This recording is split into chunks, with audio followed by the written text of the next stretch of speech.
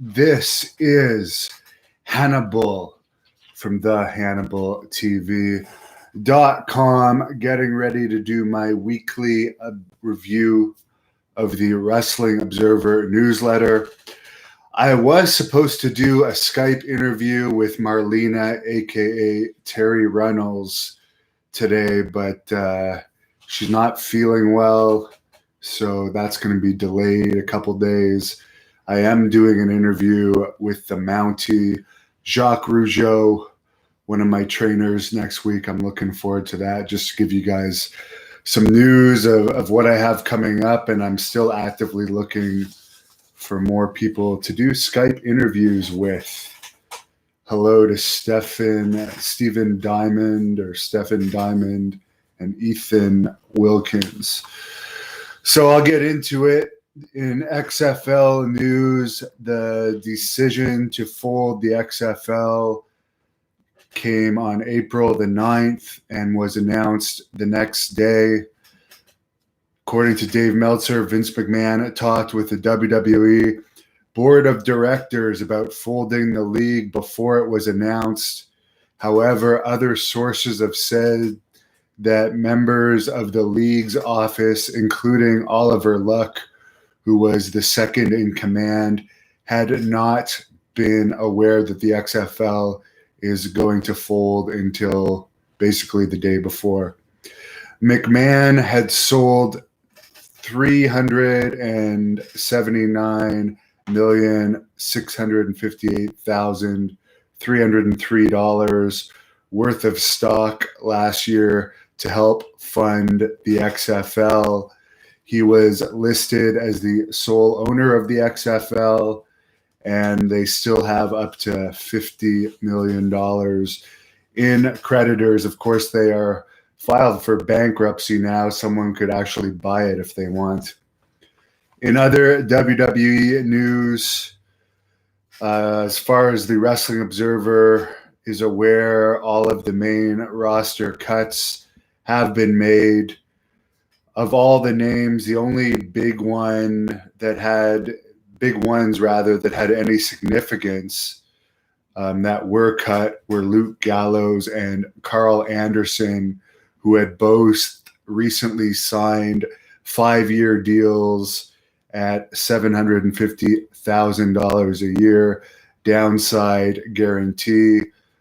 Meltzer believes they were offered that kind of money because WWE didn't want them to jump to AEW. It's believed they will probably go to New Japan as well as possibly AEW. WWE does make cuts every year after WrestleMania. They cut, as Meltzer says here, most of this was dead weight, other than probably Gallows and Anderson's. Kurt Angle was a name, but he was only really being used as a 205 live commentator. Mike Kanellis was another guy that had just signed a 5-year deal, but he wanted out, so he got his wish. Leo Rush also wanted out, another guy that got his wish. Meltzer points out that Aiden English, Primo, Epico, Slater, Ryder, Hawkins, Young, EC3, and No Way Jose were very rarely being used.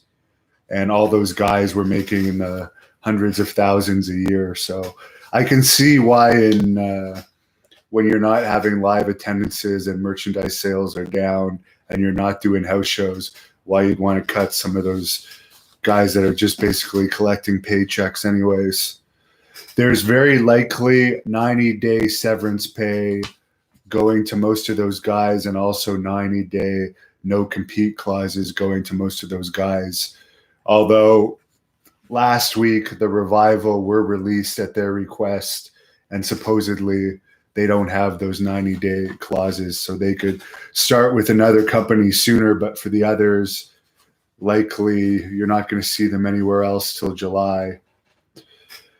NXT beat AEW in total viewers for the second week in a row, 692,000 to 683,000. However, they lost the actual ratings in the 1849 demographic, with AEW scoring a 0.25 and NXT only scoring a 0.17. So the battle of who can drop the lowest continues with those two TV shows. Raw had the lowest rating in modern history for a live show this week. They have had lower for some tape shows, but this was the lowest rating they've ever had for a live show. SmackDown did a 0.6 rating last week in the 18 to 49 demographic. Keep in mind, Fox had wanted them to do at least a 1. Other than the first week, maybe, I don't think they've ever hit a 1 other than the first week, to my knowledge. Total Bellas did a 0.2 rating this week. Samoa Joe is still not cleared to wrestle. And for the people saying ratings are down because of the coronavirus, my average monthly viewership went from 3.5 million a month to 6.2 million a month. So I'm also in the wrestling business, and my viewership has increased to almost double. And for those of you that like to hate on me and say that I failed in the wrestling business, well, I've had Great North Wrestling for 13 years, and my YouTube channel grows every year. So I hardly consider that a failure. WWE is not the be-all, end-all of wrestling, and I think we're going to continue to see WWE slide downwards and become less relevant as the years go on. And by the way, I'm going to be doing this for a long time.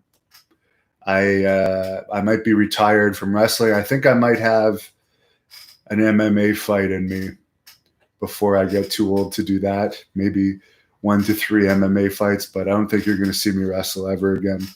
But I will be in the wrestling business as a reporter and interviewer for like the next 20 to 30 years, and probably also cover MMA, boxing, UFO stuff, other stuff as well. Apparently there was barbers backstage at the WWE tapings because barbers are considered essential to WWE's business, and WWE has been declared a essential business. Terry Harper just tipped me $1.99. Thank you very much, Mr. Harper. Really appreciate all the tips and support on my patreon.com/the Hannibal TV channel. And he's asking me, where is my interview with Madman Pondo? It should still be up. I did an audio interview with him, I think 2 years ago, for the Great North Wrestling Podcast.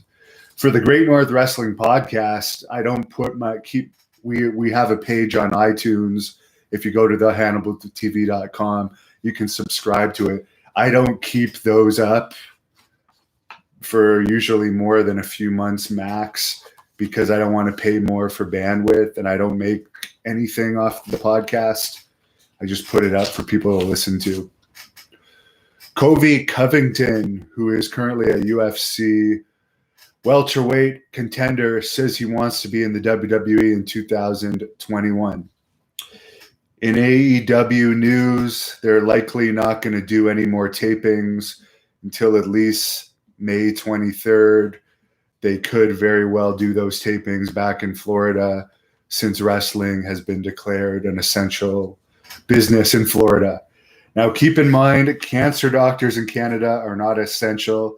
Someone told me today they are in the later stages of lung cancer, and their chemotherapy treatments here in Canada have been canceled. Yet wrestling in the US, which is not even getting a 1 rating, is considered essential. Figure that one out. Kevin Sullivan appeared on Jim Cornette's podcast this week and made some comments about Dark Side of the Ring, alleging he abused Nancy, which has never been documented anywhere. He said that the reason he didn't participate in the Dark Side of the Ring Chris Benoit special was out of respect for Nancy's parents, who said they were still good, or who Kevin is still good friends with, and they didn't give him clearance to do the show. Sullivan said he never attacked Nancy. The only domestic violence situation between him and her was when she stabbed him. He said he never brought that up until now, and the reason he's bringing it up is because of these accusations. She spent 3 days in jail, stabbed them with a knife, and that basically broke up their relationship. He never lived with her in Daytona again. He went to live in the Florida Keys. He says that her parents were very grateful that he dropped the charges against Nancy for that. Regarding Nancy's sister making up the black eye allegation, he said, by the way, he's never met Eddie Guerrero's wife. Eddie Guerrero, by the way, is the lowest drawing WWE champion in history. Never met Eddie Guerrero's wife. Never met Dean Malenko's wife. And he says for Sandra to say that, he thinks maybe Sandra sees things her own way. And the guys from Dark Side of the Ring certainly aren't Sherlock Holmes or Watson, where they would have figured that out if they'd done any research on that. So there you go for that. And Sullivan had told me previously that he paid for Nancy's sister to go to rehab twice. And I did listen to that episode of Jim Cornette's podcast. And he also said that they were doing the angle with him and Benoit in WCW, which, by the way, Benoit had a wife and kids at the time he was cheating on his wife and kids with Nancy. So it's actually worse what Benoit was doing compared to Nancy, who was broken up with Sullivan at the time. They weren't officially divorced, but they were separated. But Sullivan believes that Nancy wouldn't have even filled her sister in on like the non-kayfabe aspect of that angle. So, and he also said that he's unaware if Nancy's sister even got clearance from Nancy's parents to appear on that show. She very well could have just done it for the payday, as they pay people for being on that show. He said he was living in the Keys at the time Nancy allegedly had her black eye. So if she got it from anyone, it definitely wouldn't have been from him. And again, there's no documented evidence of that. They just kind of pulled that out of their ass for this show.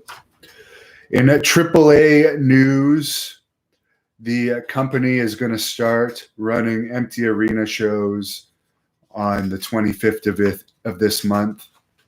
In a Pro Wrestling Noah Japan news, they've been doing their global tag team tournament, and right now the final is Dr. Wagner Jr. and former Canadian champion of Great North Wrestling, Rene Dupree, who were the winners of the A block. They're going to be taking on Go Shiozaki and Katsuhiko Nakajima. And that final is going to take place on April 18th. And it's going to be recorded at their TV studio and air on the DDT streaming service. In New Japan news, even though most of their revenue comes from live events, and they're not doing any live events right now, they say they are still paying their talent. In other wrestling news, Kerry Morton, the son of Ricky Morton, is getting into pro wrestling. And Ricky Morton's near the top of my list of people I want to interview in the near future. Finally, in UFC news, the Khabib versus Ferguson fight, I think, holds the record of most times a fight has ever been canceled. Khabib is now saying he'd like to do that in September. Dana White is still working towards this fight island concept where he's going to have fights on an island. The only tricky part might be if the island is not in the United States, how they're going to, and a lot of countries are locked down right now. How is he going to get the fighters to this island? That's what I want to know. I'll get into your questions now after I take a sip of water here.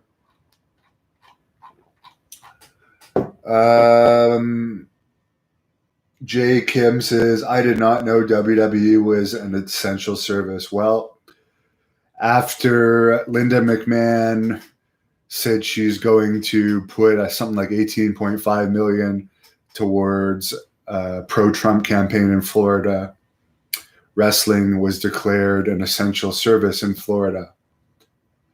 Joe Beck, have I interviewed Bobby Eaton?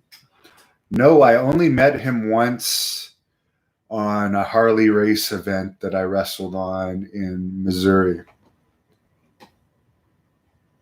Stephen Diamond, he's talking about the WWE released wrestlers.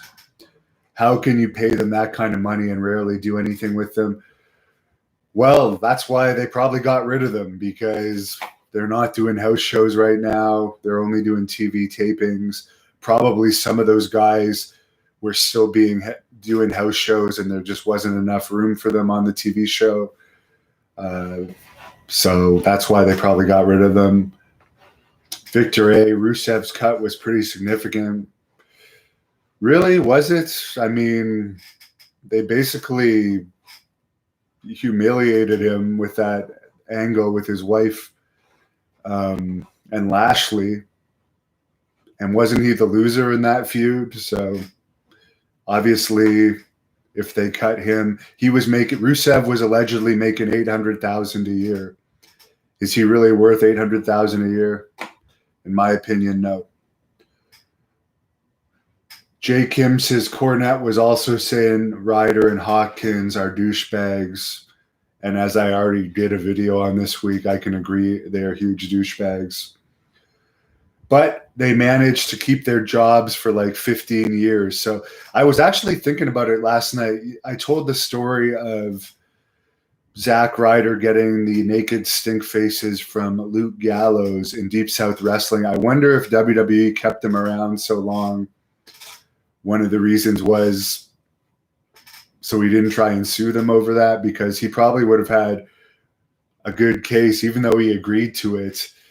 That had nothing to do with wrestling. That stuff they were doing in the ring that day, and a WWE trainer allowed it. I was there. I remember Bill walking over and, like, with a big smile on his face, turning off the camera that was recording the ring. Because in those days, there wasn't a live feed to the office like there is now from the Performance Center. There was just like one hard camera that faced the ring, and it recorded during practice and everything. And Bill would turn it off and on himself. Maharaja says, do a compilation of people talking about John Cena. I might. To be honest, he's a fairly boring guy outside the ring. So there's not that much interesting stuff that people say about John Cena. I think my next compilation is going to be about Haku. There's a lot of them I still have to do. I'm going to do one about JBL too. Mick Evoy Productions says hi from Ireland. Hello. I was supposed to wrestle there years ago. Hopefully I'll make it out there one of these days so I can sample some of your pubs. I think I would have a lot of fun out there. Little Busted Los Angeles says, how much of that $3 million plus will Gallows and Anderson receive? Well, they re-signed last year at $750 a year. That's their downside guarantee. That doesn't include merchandising or pay-per-view bonuses or match bonuses. So who knows? They were making decent money before that, though. I also did a video this week about what wrestlers were paid in 2019. Look it up. And they were making around, I think, $250 or more a year before that. And they're probably going to AEW or New Japan where they'll make decent payoffs. But let's be honest here. I like Luke Gallows. I used to know him. I've wrestled him. But the way they're using him, is he worth nearly $1 million a year? I don't know. I personally don't know about that. Harish Motaram says, Ryder and Hawkins fans are mad. LOL. Why would Vince pay people to sit at home? A businessman is not a friendly man. Exactly. And WWE, even before this, their house show business was going down. And these are bad times. We don't know when they're going to allow live events to happen again. There's no Saudi Arabia shows this year. They were getting $30 million per show from Saudi Arabia. So yeah, if I was running a company like that, I would be cutting my budget too. I'm a director of Great North Wrestling. We're not running any shows because why would we put out money when we can't get fans to come out? It doesn't make sense. Jay Kim says McMahon destroyed wrestling by destroying the territories. Well, the territories kind of put themselves out of business too, just like WCW did. I mean, AEW has good funding. They could be putting out a better product than they are. But to me, their product is no better than WWE's from what I've seen. This guy also says New Japan Pro Wrestling will hopefully compete more and more against this debacle of WWE. I think Jim and David Cornette interviews would be fantastic. Jim Tekaz says, I think you're talking about Jim Crockett. Yeah, I would do, Jim and David Crockett interviews would be good. Yeah, I don't know them, but I would be willing to interview them. Future Nobody says Moxley versus Hager was weak. I guess you're talking about the match from Dynamite. Well, they did lose the war this week, so probably that had something to do with it.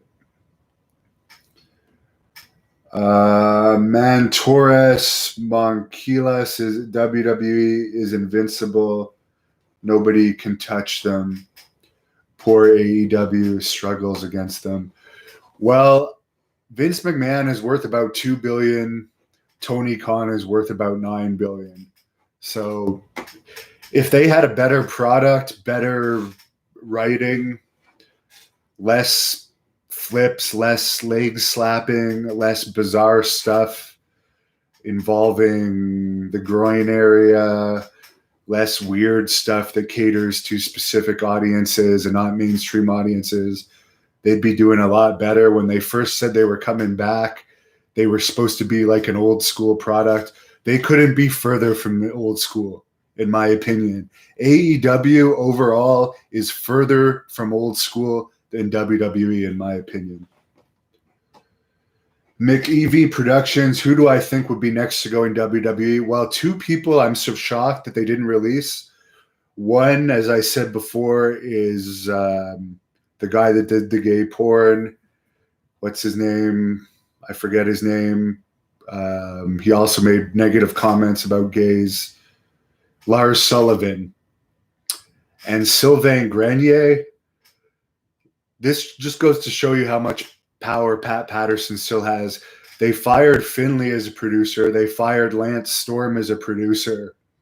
But they kept Sylvain Grenier, who was even in the concussions lawsuit against WWE. And keep in mind, Sylvain Grenier is the only one from the concussions lawsuit that WWE has kind of made up with so far, to my knowledge. I don't see them putting Demolition in the Hall of Fame. I don't see them bringing Animal in as a producer, one of the greatest tag team wrestlers of all time.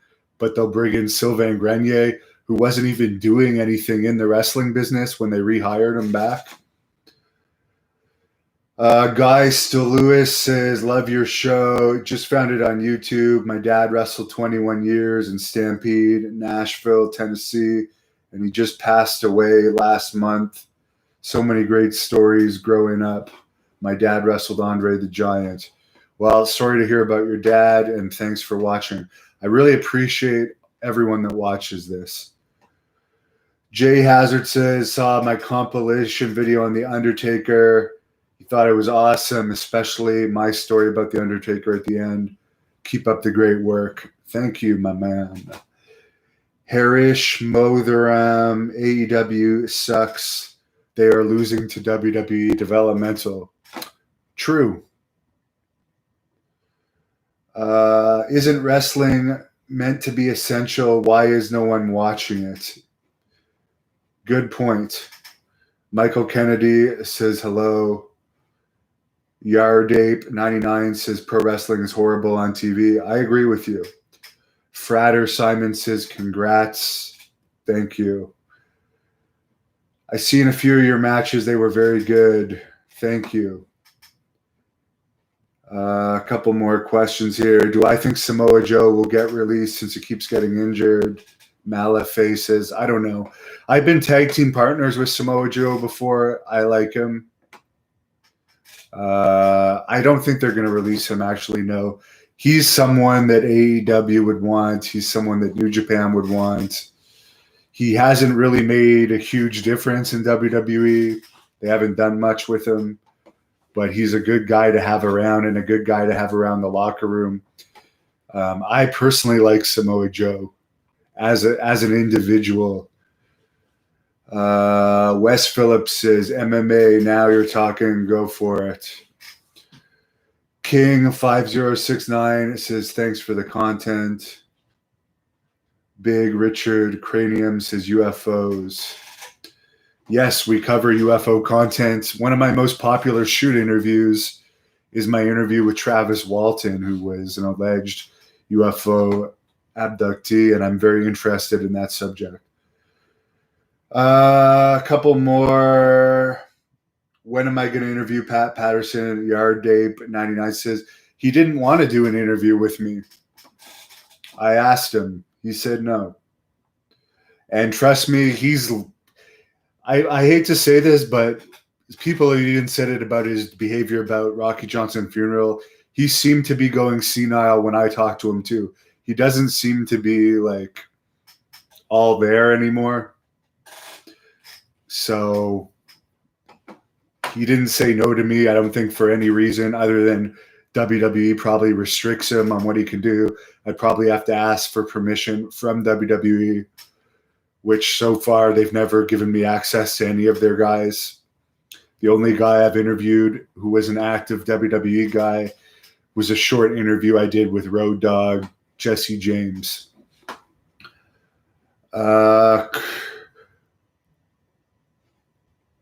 Kingpin says, hello, everyone. Jamie Boole says, has ICW Scotland ever tried to book me? No. I have wrestled in England, though. In 2008, I wrestled for Brian Dixon, who I did not actually enjoy wrestling for. I ended up kind of losing my mind there because I did not like the way that he treated us either. But I had fun, and someone asked me about wrestling groupies the other day. There was a lot of them in England. Jay Kim says, great interview by Kevin Sullivan. Jay Hazard says, cancer doctors not essential. What the fuck? Ridiculous. My point exactly. There is a very deadly disease, and we're telling cancer patients to fuck off right now in Canada. Florida politics shady. Jeff Bach says, Victor Murphy just tipped me $4.99. Thank you, my man.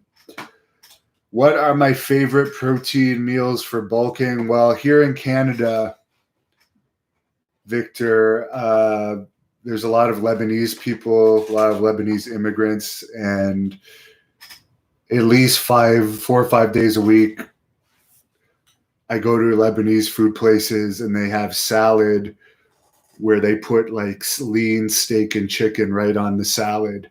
So I always get double meat on this Lebanese salad, and they put this garlic stuff on top, and it tastes great. And the garlic stuff is just basically garlic and some type of water combination. So it's very healthy and very high in protein.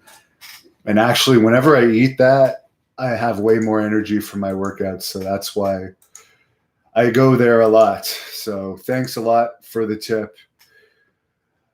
Jay Kim says Benoit backstabbed Kevin Sullivan at WCW. Well, the only thing he did to backstab Kevin Sullivan, I would say, was Sullivan, which they also left out of Dark Side of the Ring, by the way. Sullivan put the WCW title on Chris Benoit, and Benoit left without dropping the title. So that was the backstab. With Benoit going with women, Sullivan was already separated. He didn't care. And Sullivan doesn't strike me as the jealous type. He's had a lot of girls, by the way, Kevin Sullivan, in his career. Matt Olson says, hey, man, got mad respect for you. Thanks for doing what I do. Thanks a lot. Johnny Boots says, pro wrestlers don't have time to meet regular people, so they usually date each other. A lot of them do date each other, but they do have time to go out with regular people. I only went out with one wrestling, or no, actually, never mind that. Well, I guess I'd never actually formally dated any wrestling girls, but I've been with a bunch. But it's a small percentage compared to the other girls I've gone out with. Cornette hardly swore in the interview with Sullivan, someone says. Big Richard Cranium just tipped me $5. It says, fight for your right to party. I agree with that. The only partying I'm doing these days is taking THC drops during this coronavirus situation. So I'm going to close it with biggest Richard Cranium.